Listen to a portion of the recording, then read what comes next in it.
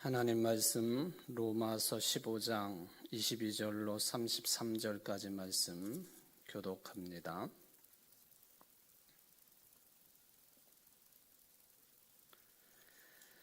그러므로 또한 내가 너에게 가려 하던 것이 여러 번 막혔더니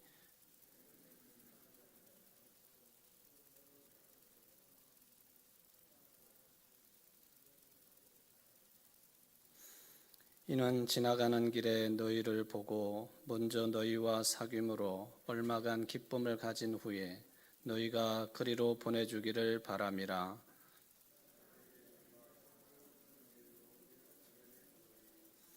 이는 마게도냐와 아가야 사람들이 예루살렘 성도 중 가난한 자들을 위하여 기쁘게 얼마를 연보하였음이라.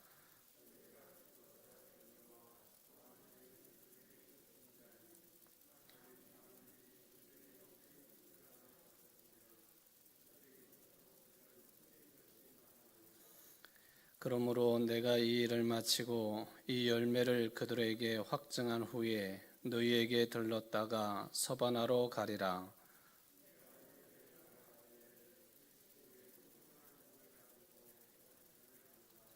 형제들아, 내가 우리 주 예수 그리스도와 성령의 사랑으로 말미암아 너희를 권하노니 너희 기도에 나와 힘을 같이하여 나를 위하여 하나님께 빌어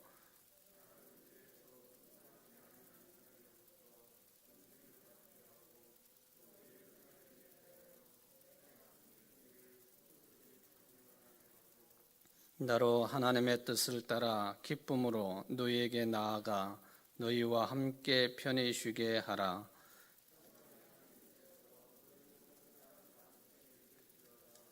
아멘. 로마서 15장 22절로 33절까지 말씀, 오늘까지 이제 네 번째 우리가 교독을 했습니다.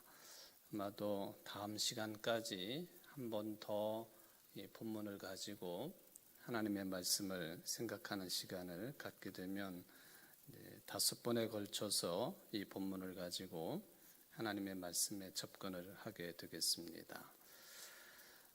지난 시간에 드린 말씀 중에 초대교회 때부터 서로 도와주고 도움을 받고 또 돕고 도와주는 이 도움을 받는 이 일이 이 교회의 핵심적인 내용이었다라고 하는 것을 말씀을 드렸죠. 교회의 직제 자체도 사도들이 있고 그리고 사도들 외에 처음에는 교회 안에 다른 직책들이 주어지지 않다가 처음으로 탄생된 직분이 집사의 직분이죠. 안수를 해가지고 집사 7분을 세우게 되어서 그때로부터 2000년의 교회 역사 가운데 안수 집사 제도는 성경에 기록되어 있고 나타나고 있는 중요한 직책이라고 하는 것을 볼 수가 있겠습니다. 그런데 7분의 집사를 왜 세웠느냐라고 할 때 바로 이 돕는 일 때문에 세웠다 하는 것은 분명하게 기록으로 남아있죠. 그 교회 내에 도움이 필요한 사람들을 돕는 일이 이게 파별로 좀 소홀함이 생기고 하니까 불평이 생기게 되고 그런 불평, 불만이 사도들에게 짐으로 무거운 일로 다가서게 되니까 초대교회가 7명의 집사를 세워서 돕는 일을 전념하게 하고 그리고 그에 반해서 사도들은 말씀과 기도에 전념할 수 있도록 일종의 이제 그 시스템을 정비를 하게 되죠. 그 일도 역시 집사 직분을 세우는 것도 돕는 일 때문에 세웠다 하는 것을 우리가 기억을 해볼 필요가 있겠습니다. 지금도 교회의 장로교회는 이제 재직회가 다 있는데 재직회의 구성원들이 물론 교역자와 장로, 권사, 집사 이렇게 다 이루어져 있는데 실은 이 초대교회의 이러한 정신을 재직회는 물려받은 것이죠. 돕는 일, 또 구체적인 일들을 감당하기 위해서 재직회가 존재를 한다.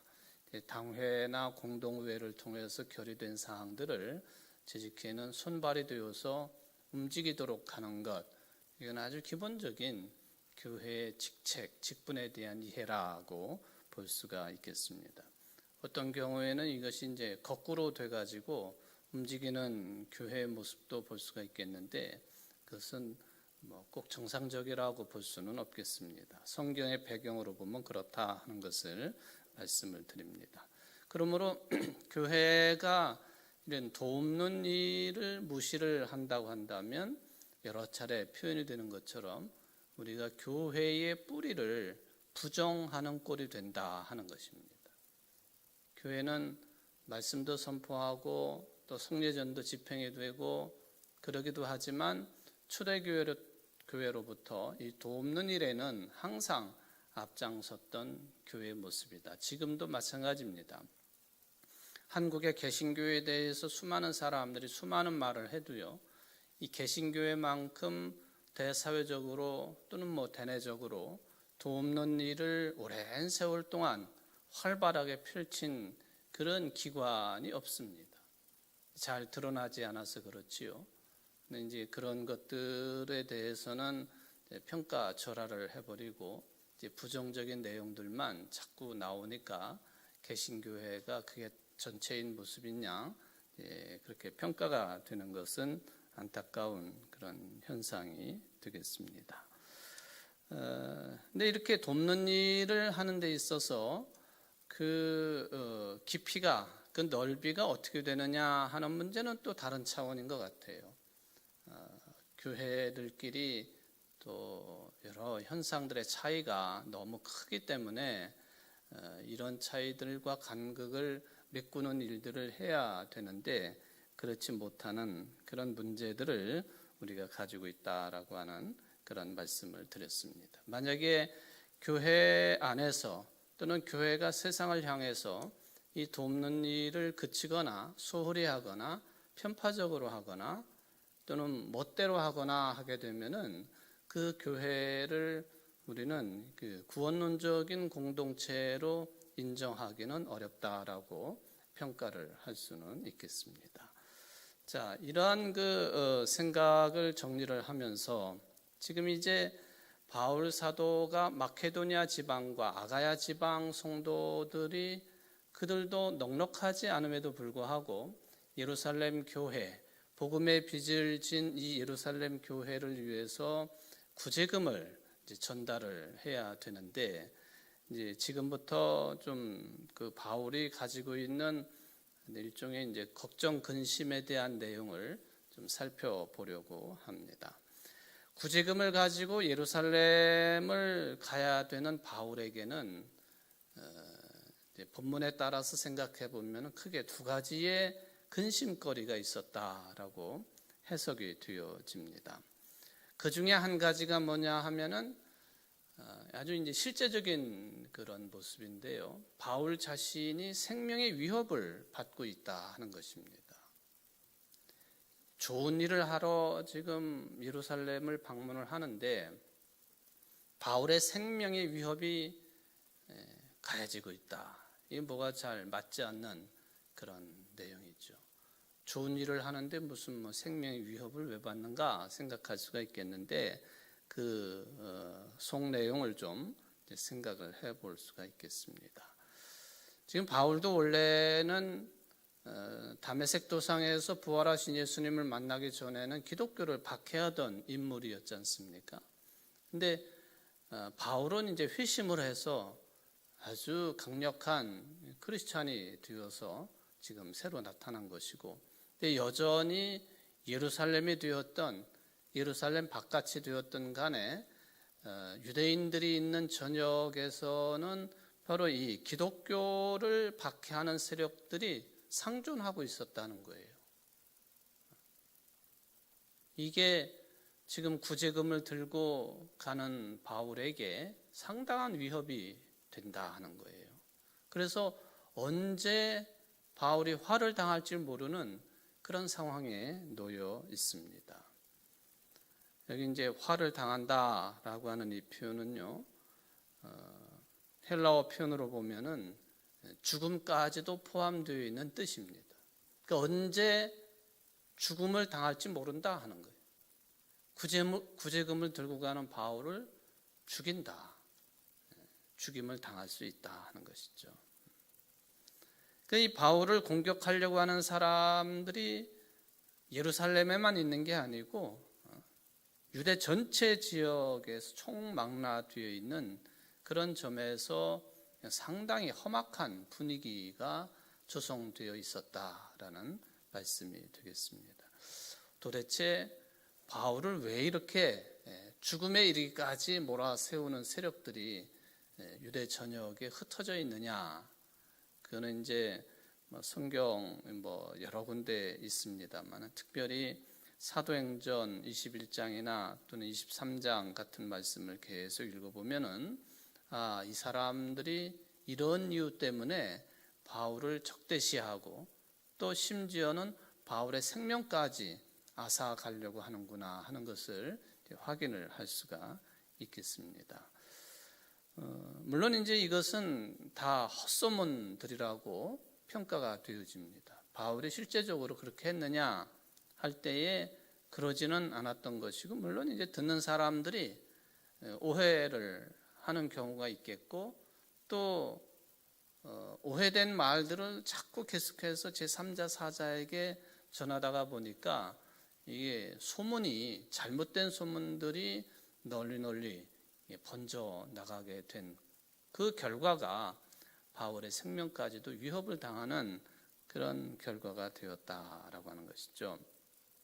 유대인들이 바울을 향해서 종주목을 대고 이렇게 오해한 내용들 몇 가지가 성경에는 나타나고 있습니다만은 그 중에 어떤 내용이 있느냐 하면은 예루살렘 유대 지방도 그렇지만은 이방 지역 유대인들에게, 그러니까 이방 지역에 살고 있는 헬라 문화권에 흩어져 살고 있는 또 바울이 방문하는 곳곳에 있는 유대인들에게 그러자면 할례를 베풀지 말라고 했다.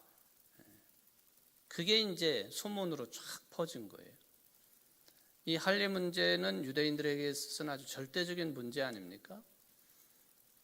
이방인이었다가 예수를 믿은 사람들에게도 율법에 따라서 할례를 받아야 된다고 강력하게 주장을 한 유대 그리스도인들이 있다고 한다면요, 기독교 정신을 모르는 율법에만 빠져 있는 유대인들에게 이것은 굉장히 큰 문제죠. 율법의 명령 중에 하나인 할례를 받지 말라고 했다. 이게 이제 바울을 죽음까지 몰고 가는 그런 오해 가운데 하나였다라고 하는 것이죠. 두 번째가 뭐냐 하면 유대 풍속을 따르지 말라고 가르쳤다 하는 거예요. 유대 풍속을 따르지 말라고 했다. 또 세 번째는 뭐냐 하면은 유대교인들에게 있어서는 율법을 받은 유일한 인물이라고 여겨지고 있는 모세라고 하는 인물이 있는데, 이 모세를 배척하라고 바울이 가르쳤다 하는 이야기입니다. 할례, 율법, 또 모세, 유대의 풍속, 이게 다 이제 연결이 되는 내용들이지만은 이렇게 좀 분류를 해서 말씀을 드릴 수가 있겠습니다. 또 하나가 뭐냐 하면 이방인들을 거룩한 성전에 바울이 데리고 들어가 가지고 성전을 더럽혔다. 이것도 유대인들이 바울을 향해서 비난을 하면서 그리고는 화를 내고 그리고는 바울을 그래서 죽여야 된다라고 주장을 하는 그런 근거가 됐다 하는 거예요. 그러니까 할례를 베풀지 말라고 했고 유대의 풍속을 따르지 말라고 했고 모세를 배척하라고 가르쳤고 이방인들을 거룩한 성전에 데리고 들어감으로 인하여서 성전을 더럽힌 인물, 그게 바울이다. 제가 이렇게 성경에 나와 있는 기록에 따라서 분류해서 말씀을 드렸습니다마는 이것은 바울이라고 하는 인물을 유대인들이 어떻게 평가하고 있느냐 하는 것을 잘 드러내주고 있는 거죠. 바울은 그러므로 돌에 맞아 죽어 마땅한 인물입니다. 죽임을 당한 마땅한 인물이다, 그런 얘기죠. 사도행전 21장이나 23장 계속 읽어가다 보면은 이런 것들 때문에 하도 유대인들이 난리를 피우니까 이 바울이 이제 그 군인들이 주둔하고 있는 병영으로 끌려갑니다. 끌려가게 되고 거기서 뭐 백부장, 청부장 이야기가 나오고, 또 바울은 이제 로마의 시민권자이기 때문에 죄도 없이 로마 시민권자를 함부로 구금을 하거나 감옥에 가두거나 할 수 없다 하는 것 때문에 이제 천부장도 어떻게 할 수 없이 자꾸만 유대인들에게 이가 무슨 죄를 저질렀는지 확인을 하려고 그러고 조심스럽게 하고, 결국에는 이 바울이 이제 그 도망을 나갈 수 있도록 그렇게 협력하는, 뭐 도망보다도 유대인들의 이 소나기를 빠져나갈 수 있도록 도와주는 그런 내용들이 사도행전 23장까지 기록이 되어 있습니다. 군인들이 주둔을 하고 있는, 조선시대로 보면은 영장이 주둔하고 있는 병영, 그곳으로 바울이 끌려갈 정도로 분위기가 험악했다, 그런 분위기가. 여러분들, 우리 교회 이 자리가 조선시대 말기에는 물론 이제 보부상들 조합이 소유하고 있었던 땅이지만은 그 전에는 이곳이 영장이 주둔하고 있던 병영이었죠. 군인들이 머문 곳. 군인들, 이거 뭐라고 해야 되나? 군 부대가 있던 곳이다. 여기 본정통을 이렇게 지나가다 보면은 이에 그 청주 도성을 이렇게 동판에다가 새겨가지고 군데군데 해놓은 곳이 있습니다만은, 거기에 자세히 들여다보면은 이 성안길, 이게 일직선으로 쭉 뻗어 있는데, 옛날에 여기 청주 남문이 있지 않았습니까? 남문. 그리고 그 성문이 있고, 그 길 따라서 쭉 이 무심전 쪽으로 이렇게 내려오다 보면은 왼쪽 편으로 아주 큰 그 공간이 자리를 하고 있는데, 그게 바로 지금 우리 교회 자리거든요. 그러니까 병영이 있었던 곳, 또 나중에는 보부상들의 조합이 자리하고 있었던 곳, 그 옛날 한 1,500평 넓이의 땅, 이제 이 자리입니다. 그러니까 바울이 이런 곳에 끌려가 가지고 물론 상당한 고초를 당한 건 아니지만은, 그러나 유대인들에게는 폭행을 당하고 두들겨 맞으면서 병영까지 끌려오게 됐다라고 하는 것을 사도행전에서는 기록을 해놓고 있습니다. 더군다나 23장에 보면요, 바울이 이렇게 성전에서 체포돼 가지고는 끌려오고 뭐 병영에까지 오게 되는데, 23장에 보면은 사도행전입니다. 바울을 죽이기 전에는 먹지도 않고 마시지도 않겠다고 맹세한 사람들이 자그마치 40여 명이 대기를 하고 있었다는 거예요. 뭐 할례도 금지하고, 또 유대인들의 풍습도 배척을 하고, 모세를 배척을 하고, 또 이방인들을 거룩한 성전으로 함부로 데리고 들어갔다고 하는 이런 오해들이, 저자는 죽여야 되는데 그냥 한두 사람이 죽이는 게 아니고 40여 명이나 되는 사람들이 금식을 하면서, 식음을 전폐하면서 이 바울 죽이기를 작정하고 기다리고 있었다, 그런 이야기입니다. 그러니까 당시에 바울을 향한 분위기가 얼마나 험악했는지를 찾아볼 수 있는 그런 내용이 되겠습니다. 그래서 사도행전 21장에 보면은 그런 분위기들을 어느 정도 감지를 하고, 바울로 하여금 예루살렘에 가지 말라고 이제 만류를 하는 사람들이 있을 정도로 분위기가 험악했다 하는 것입니다. 그러므로 이 예루살렘 방문을 앞두고서 오늘 이 15장에 들어있는 로마서를 집필을 하고 있었던 바울이 그 위험 어느 정도 감지를 하고 있었고, 사람인지라 생명의 위협까지 이렇게 가깝게 느껴가면서 아무리 선한 일, 구제금을 전달하러 가는 일이라고 하지만은 이 일에 대한 근심 걱정을 하지 않을 수 없었다 하는 그런 해석을 해볼 수가 있겠습니다. 그 다음에 이제 두 번째 이제 근심의 내용이 되겠는데요. 지금 바울은 마케도니아와 아가야 지방 그 성도들의 귀한 연보를 모아가지고 예루살렘 교회에 전달을 하러 갑니다만은 이건 아주 독특한 그런 내용입니다.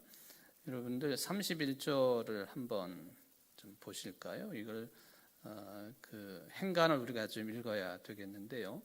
나로 유대에서 순종하지 아니하는 자들로부터 건짐을 받게 하고, 그다음에 또 예루살렘에 대하여 내가 섬기는 일을 성도들이 받을 만하게 하고,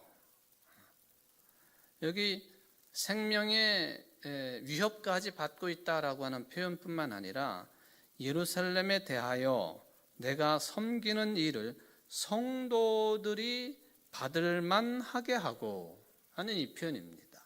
이게 이제 두 번째 근심의 근거가 되겠습니다. 예루살렘으로 가져가는 이 구제금이 그거 성도들에게 기쁜 선물이 되도록 기도해달라, 그런 뜻입니다. 이게 무슨 말입니까? 당연히 구제금을 가져가는 것은 뭐 돈이라서가 아니라 여러 가지 의미에서 대단한 것 아닙니까? 먼 곳으로부터 예루살렘까지 방문한 것도 대단한 일이지만 빈손으로 오지 아니하고 예루살렘 교회, 예루살렘 지역의 가난한 사람들을 돕기 위해서 상당한 금액의 연보를 가져오는데 그거를 마다할 사람들이 없는 것이고 기뻐하지 않을 사람들이 없는 거예요. 그런데 여기 보면은 그게 기쁜 선물이 되도록 기도해달라, 성도들이 받을 만하게 하고, 기도의 요청입니다. 이것은 곧 예루살렘 교회 지도자들의 요청에 의해서 사도 바울이 이방 지역의 성도들을 독려하고 해서 연보를 모아가지고 지금 가지고 가는 것인데, 이 연보가 받아들여지지 않을 수도 있다, 그런 뜻입니다.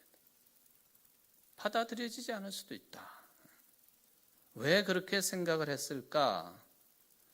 뭐 이거에 대해서 자세한 기록이 나와 있지는 않습니다만은 또 사도행전에도 보면은 이 점에 대해서 별다른 언급이 나와 있지는 않아요. 근데 가능성을 생각을 해 보면은 예루살렘 교회의 지도자들이 지금 첫 번째 근심의 내용과 관련이 되어 있는 것인데요. 바울을 공격하고자 호시탐탐 노리고 있는 이 유대인들을 의식했을 수도 있겠다 하는 것이죠. 이건 무슨 말이냐 하면은 당시 예루살렘 교회는 아직 그 기반이 탄탄하지 못했습니다. 그리고 지금의 교회들처럼 조직적이지도 못했고요. 사도들 중심으로 모든 것이 움직여지고 있는 그런 교회, 초기 교회 형태입니다. 그러니까 만약에 이 교회를 향해서 누구라도 아주 집단적으로 공격을 가하든지 또 방해를 놓는다든지 하게 되면은 교회는 외형적으로 보면 언제라도 쉽게 무너질 수 있는 취약성을 가지고 있었다, 그렇게 해석이 되어집니다. 뿐만 아니라 예루살렘 교회하고 이방 지역에 최초로 생겨난 안디옥 교회가 있는데 이 두 교회는 성질상 별개의 교회로 그렇게 판단이 되어지고 또 운영이 되고 있었습니다. 바울 때문에 예루살렘 교회가 공격의 빌미를 그 누구한테도 주어서는 안 되겠다. 바울이 이방인들 중심으로 선교 활동을 펼치고 있는데 여전히 예루살렘 교회는 그 점에 있어서 전체가 다 합의를 했거나 그거를 이제 당연한 것으로 받아들였거나 또 개인적으로 보면은 바울을 이전에 자신들을 믿는 자들을 박해를 했던 바울에 대한 오해와 이 모든 그 생각들이 아직 다 풀리지 않은 상태라고 하는 것을 이제 반증을 해주고 있는 것이죠. 이렇게 생각하게 되는 그 근거 중에 하나가 바울이 지금 상당한 어려움을 겪고 있는데요. 특히 사도행전의 기록에 따르면은 바울이 예루살렘에서 체포를 당하고 병영에 끌려가고 그리고 살해의 위협 가운데 있다 하는 이런 아주 급박한 상황임에도 불구하고 교회 지도자들, 예루살렘 교회 지도자들이 이렇게 저렇게 조처를 취했다든지 뭐 바울을 도우려고 했다든지 그런 일을 좀 생기지 않도록 뭐 손을 썼다든지 그런 흔적들이 전혀 나오지 않는다는 거예요. 이런 것들이 아직도 예루살렘 교회가 바울에 대해서 그렇게 흔쾌하게 받아들이는 그런 분위기는 아니었다라고 해석을 해볼 수가 있겠습니다. 사도행전 기록에 따르면은 요즘 말로 말하면 바울은 예루살렘 교회 지도자들에게 철저하게 소외당한 그런 모습으로 고군분투를 하고 있었다라고 표현을 해도 틀리지 않겠습니다. 그렇다면은 예루살렘 교회 지도자들 거기에는 뭐 베드로도 있고 뭐 야고보도 있고 그 쟁쟁한 지도자들이 예루살렘 교회의 중심을 이루고 있는데 어떻게 그럴 수가 있느냐? 비겁하지 않냐? 인정까지 다 해놓고 이미 이제 이게 사도행전 기록에 따르면 시간상 흐름으로 볼 때에 예루살렘 회의를 통해서 바울의 행적을 인정하기로 해놓고 어떻게 그럴 수 있느냐라고 우리가 예루살렘 교회 지도자들을 비난할 수도 있겠습니다만은 그 비난보다는 좀 전에 말씀을 드린 것처럼 아직도 허약한 체질을 가지고 있는 이 예루살렘 교회, 만약에 예루살렘 교회 지도자들이 직접적으로 바울의 문제에 개입을 하게 될 경우에 자칫 잘못하면은 이제 막 아래서 깨어나와 가지고 병아리처럼 삐약거리고 있는 이 예루살렘 교회 공동체가 완전히 와해되고 무너질 가능성도 있겠다라는 판단을 예루살렘 교회 지도자들이 한 것이 아니냐, 뭐 그런 추측이고 이것은 생각입니다만은 그래서 바울의 이 문제에 예루살렘 교회뿐만 아니라 특히 지도자들이 개입을 하거나 도움을 주려고 움직였거나 뭐 손을 썼거나 하는 흔적들이 이게 나오지 않았다. 그러므로 여기 예루살렘에 대해 31절에 있는 것처럼 예루살렘에 대하여 내가 섬기는 일을 성도들이 받을 만하게 하고 라고 하는, 그러니까 기쁨으로 이 구제금이 교회에 받아들여질 수 있도록 기도해 달라고 하는 그런 요청을 한 것을 보면은 바울은 이런 전반적인 분위기를 이미 알고 있었다. 그렇게도 이제 해석을 해볼 수가 있겠습니다. 이게 이제 두 번째 바울이 가지고 있는 근심이었다. 그렇게 보여집니다. 바로 이런 모든 일들이 원만하게 해결이 돼야만이 기쁜 마음으로 예루살렘의 이 일을 마치고 그리고는 지금 편지를 받고 있는 로마로 갈 수가 있게 될 것이다. 이게 이제 로마서를 쓰게 된 크나큰 동기라고 하는 것을 이제 생각을 해볼 수가 있겠습니다. 물론 이제 여러분들이 그 15장까지를 우리가 지금 살펴보고 있는데 로마서는 상당히 그 신학적인 논리적인 그런 복음에 대한 변증서예요. 이게 읽기가 그렇게 썩 쉽지 않은, 그리고 해석이 아주 다양한 가능성이 있는 그런 로마서죠. 복음에 대하여, 율법에 대하여, 믿음에 대하여, 구원에 대하여 이런 내용들을 담고 있습니다만은 그럼에도 불구하고 이제 후반부에 가서는 이런 실제적인 문제들 또 진술이 기록이 되어 있습니다. 그러므로 로마서는 일종의 이제 신앙적인 유언을 담은 문서라 해도 틀리지 않겠다라고 볼 수가 있겠습니다. 그리고 끝으로 33절에 보면은 평강의 하나님께서 너희 모든 사람과 함께 계실지어다. 이거는 이 표현은 아주 전형적인 유대인들의 인사법입니다. 평화, 평강, 우리가 히브리어로 샬롬이라고 하는 그런 단어가 되겠는데, 평강의 하나님이, 평화의 하나님이 함께 하기를 바란다. 유대인들에게 있어서는요, 이 평화나 평강이라고 하는 개념은 하나님의 구원과 거의 동일시되는 그런 개념입니다. 평화, 평강. 오랜 세월 동안 전쟁의 위협 가운데 놓여 있었던 유대인들에게 이 삶의 평화, 또 평강, 구원과 거의 같은 의미의 개념이 되고 있다라고 하는 것을 볼 수가 있겠죠. 우리나라도 마찬가지가 되겠습니다만은 영적인 차원의 구원까지 다 포함해가지고 정치적으로, 경제적으로, 사회적으로, 문화적으로 평화뿐만 아니라 영적인 개념으로서의 이 평화, 구원의 개념까지 다 포함한 그런 인사를 사도 바울이 로마 교인들에게 던져주고 있다. 그러므로 로마 교회도 순전히 이방인 출신들만 모여있던 교회는 아니다라는 것을 알 수가 있겠고, 또 하나는 바울은 여전히 유대인이라고 하는 것을 보여주고 있는 이 33절에 있는 인사법이라고 볼 수가 있겠습니다.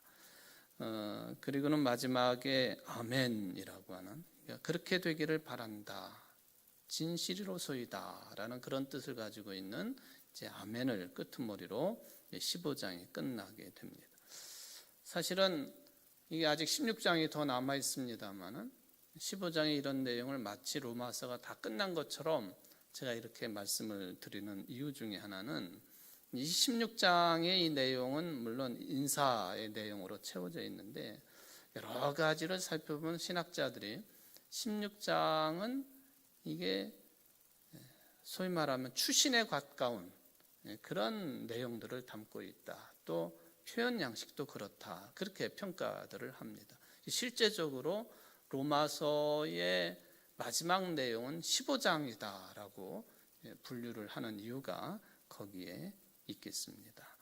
모든 것을 다 하나님께 맡기는 심정에서 아멘으로 편지가 정리가 된다라고 하는 것을 볼 수 있겠습니다. 여러분, 우리가 세상을 살며 또 지금 같은 상황 속에서 우리에게 근심 걱정거리가 뭔지를 가만히 생각해 보면은 어느 때에는 참 한심한 생각이 들 때가 있어요. 다 보면은 나와 관련된 것에 매여 가지고 다 근심 걱정거리거든요. 내가 중심이 되어 있는. 그런데 사도 바울의 근심거리는 역시 복음의 사도라고 하는 것을 우리가 판단을 해볼 수 있는 그런 내용들이라고 하는 것을 생각을 해보게 됩니다. 복음을 전함으로 인하여 당할 수 있는 그런 죽음의 위협까지, 그리고 구제금을 전달하는 데 있어서도 이게 남을 위한 이타적인 사랑의 행위 때문에 올 수 있는 여러 가지 현상들에 대한 근심 걱정, 이게 이제 사도 바울이 가지고 있는 근심 걱정이었다. 저는 이 사도 바울이 가지고 있는 이런 종류의 근심 걱정은 구원을 이루는 그런 근심이고 걱정이라고 판단을 합니다. 우리가 언제까지나 나와 관련된 그런 내용들, 상황들 때문에만 근심 걱정을 하는 그런 유아기적인 신앙인들에 머물러 있어야 되는지, 민족을 위하고 이웃을 위하고 또 복음을 위하고 또 남을 돕는 일을 위하는 이런 일 때문에 근심 걱정을 한다고 한다면, 하나님을 향한 근심이라고 한다면 그것은 구원을 이루는 것이다. 그럼 끄트머리 가서 아멘, 하나님의 뜻대로 되기를 바랍니다, 진실합니다, 그 뜻대로 그렇게 되기를 바랍니다 하는 이 아멘이라고 하는 바울의 마침표는 의미심장하다라고 볼 수가 있겠습니다. 여러분들의 신앙이 이렇게 나 자신만을 위한 근심 걱정으로 채워지지 아니하고 정말로 이타적인, 그래서 온전한 구원을 이루는 그런 근심 걱정이 되어서 하나님의 영광을 드러내는 여러분들의 삶이 되시기를 주의 이름으로 축원을 드립니다. 이제 다음 시간에 한 번 더 이제 이 본문을 가지고 말씀을 생각해 보겠습니다. 기도하십시다. 사랑의 하나님 아버지, 감사를 드립니다. 사도 바울이 로마를 거쳐서 그의 최종 목적지 땅끝까지 이르러 복음의 증인이 된다고 하는 그 사명을 감당하기 위하여 로마 교회를, 또 로마 교인들을 얼마나 소중하게 여기고 저들과의 관계성을 맺어가려고 애쓰고 있는가 하는 것을 보게 됩니다. 그 중에서 오늘 15장에 나와 있는 것처럼 예루살렘 교회를 방문하여 마케도니아와 아가야 지방의 성도들이 최선을 다하여 정성을 다해 모은 연보를 전하는 그 일에 대해서도 상당한 분량의 말씀을 기록을 해놓았습니다. 좋은 일을 하러 가면서도 바울은 구원을 이루는 근심 가운데 쌓여 있었음을 확인을 하게 되었습니다. 생명의 위협을 당하면서까지, 그리고 예루살렘 교회가 전체적으로 자기 자신을 환영하지 않는다고 느낌을 받으면서도 이웃사랑을 위하여 목숨을 담보로 하는 바울의 행로를, 그의 발걸음을 하나님께서는 기억하시고 그에게 아멘으로 화답할 수 있는 믿음의 능력 주신 것을 감사를 드립니다. 우리 모두에게도 이러한 믿음을, 확고한 믿음을 충만하게 허락하여 주시어서 어떤 경우에도 나 자신만을 바라보는 이기적인 신앙인들이 되지 아니하고 이타적이며, 그리고 하나님의 구원을 이루는 그런 신앙적인 영적인 근심 상태에 놓일 수 있는 성숙한 신앙인들이 될 수 있도록 역사하여 주옵소서. 이제 설 명절을 지내야 되는 우리 성도들에게 거룩함을 유지할 수 있도록 도와주옵시고, 코로나19 상황 때문에 예년처럼 모일 수는 없지만은 그러나 하나님의 뜻을 이루어드리기에 분명한 그런 절기가 될 수 있도록 도와주옵소서. 예수님의 이름으로 간절히 기도하옵나이다. 아멘.